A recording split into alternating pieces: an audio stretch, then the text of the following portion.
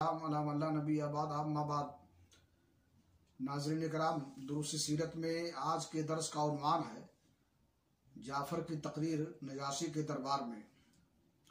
अमर बिन आस और अब्दुल्ला बिन रबिया कुरैश की नुमाइंदगी करते हुए नजाशी के यहाँ पहुँचे और मुहाजिरीन के ताल्लुक से वापस करने की बात की तो नजाशी ने मुसलमानों को बुला भेजा। मुसलमान ये तहिया करके उसके दरबार में आए कि हम सच ही बोलेंगे, खा नतीजा कुछ भी हो। जब मुसलमान आ गए तो नजाशी ने पूछा, ये कौन सा दीन है जिसकी बुनियाद पर तुमने अपनी कौम से अलहदगी इख्तियार कर ली है, लेकिन मेरे दीन में भी दाखिल नहीं हुए हो और ना इन मिलतों में से किसी के दीन में दाखिल हुए हो। मुसलमानों के तर्जमान जाफर बिन अबी तालिब ने कहा, ऐ बादशाह, हम ऐसी कौम थे जो जाहिलियत में मुब्तला थी। हम बुत पूजते थे, मुर्दार खाते थे, बदकारियां करते थे, कराबतदारों से ताल्लुक तोड़ते थे, हमसायों से बदसलूकी करते थे और हम में से ताकतवर कमज़ोर को खा रहा था।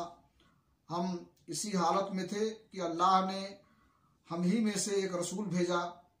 उसकी आली नस्बी, सच्चाई, अमानत और पाकदामनी हमें पहले ही से मालूम थी।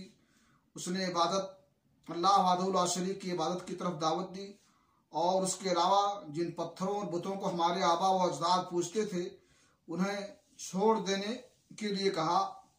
उसने हमें सच बोलने, अमानत अदा करने, कराबतदार के साथ अच्छा सलूक करने और कराबतों को जोड़ने, पड़ोसी से अच्छा सलूक करने और हराम कारी और खुरेजी से बाज रहने का हुक्म दिया और फवाहिश में मुलव्वस होने, झूठ बोलने, यतीम का माल खाने और पाक दामन औरतों पर तहमत लगाने से मना किया।